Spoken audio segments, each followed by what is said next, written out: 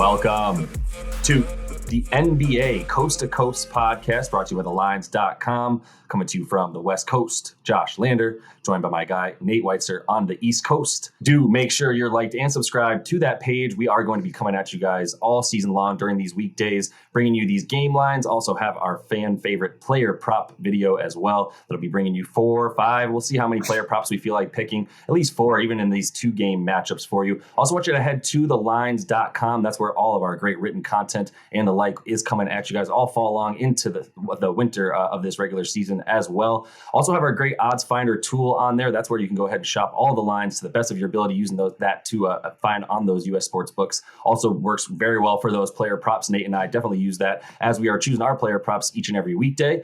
So Nate, we are going to kick things off with that East Coast Game 1, Philly at Boston. We've got the Sixers plus 2.5.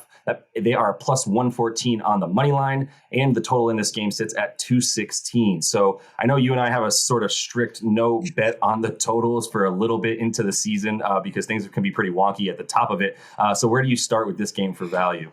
Yeah, the Sixers are the value here in what's a toss-up game. I mean, in general, guys, we gotta take it slowly with the opening of the season, but there are some things to exploit in terms of one team being overvalued based on how they finished and what we saw last, which in both these games, we have a case of teams that were in the NBA Finals and another team in the Sixers that just kind of floundered out of the playoffs per usual with James Harden. But I lean towards, a team that finished weaker than the other team. I'm not going to take a team that's could rest on their laurels in any way. And obviously we know there are some issues with Boston that beyond the motivation factor here in terms of absolutely new coach in his first game. Robert Williams out indefinitely. That made a huge difference for them last season. They went 33-10 down the stretch, mostly due to Rob Williams being ridiculously efficient on both ends. They were 40-21 with him and 11-10 without Rob last year. Defensive rating about 3 points worse per 100 possessions. And it couldn't be more important in this matchup against Joel Embiid. I mean, Al Horford has done a pretty good job on Embiid. Those guys were teammates for a minute, and he is a really solid low post defender. But I still would be very wary about how Embiid is going to tip the floor in this matchup, how a rookie coach is going to set up the scheme to try and defend him. And just the Sixers' overall depth. This is what we talked about in the futures video with them, is they look really good right now on paper, that they don't even necessarily need James Harden to have a resurgence, but he's also gunning for his old glory to try to reclaim his name in some ways here. And reports are that he looks like he's much more fit. We could see closer to what we saw with the first 5 games of James Harden last year after he got in there after the All-Star break and the Sixers offense was flowing. So I think, as we said, no totals here, but I kind of like that Sixers offense to make the Celtics defense not look as good as it did down the stretch. Because again, Rob Williams, the actual defensive player of the year, not Marcus Smart, is out. And the Celtics have some moving pieces here to figure out in terms of how they're going to work Brogdon into the rotation and everything that goes along with that. So I'll take the Sixers at those odds. Absolutely. Definitely. I can't agree more with everything you're saying, to be honest.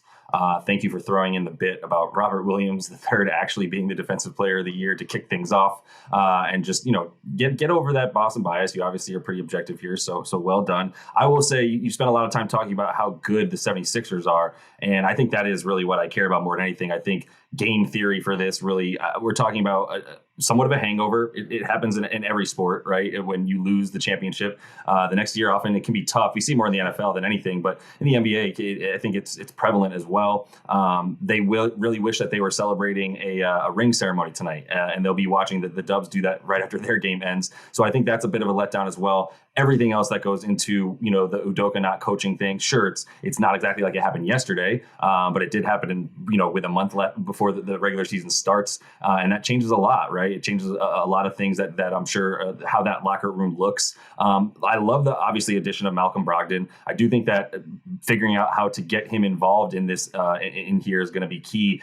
Derek White and he they do some similar things. Obviously, he's a much better playmaker, but once that ball gets swinging around with all the players on there, we were joking in our fantasy basketball chat that we had earlier when it was going on. Like, are there enough balls to go around for Malcolm Brogdon to even see the rock on the Celtics team? So there's a lot to figure out there. And yeah, everything that you said about Philly, man, it's the combination of two huge stars, the expectation that Tyrese Maxey makes another leap, and the fact that they also have PJ Tucker now and that depth, right? So everything to say about Philly, there's no reason to think that they won't come out strong. If you look at their schedule as well, they have the C's, and then they go to they're taking on Milwaukee after that, at home for that one. But I think this is the one that they come out roaring, and that they really, really come out, and it's been circled on their calendar. It's the division rival, much, a little bit more important to them than that Milwaukee rivalry, if you will, which doesn't really exist. It's just a great matchup.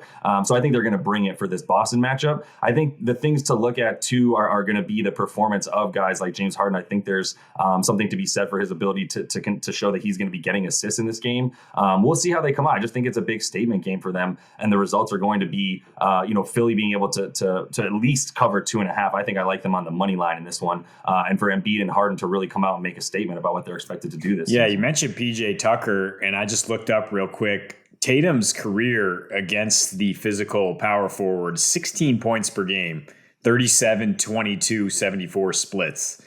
Yikes. Yeah, man. I mean, that's exactly the type of physical guy who can get hands on Tatum and just get him kind of frazzled. In the past, we've seen.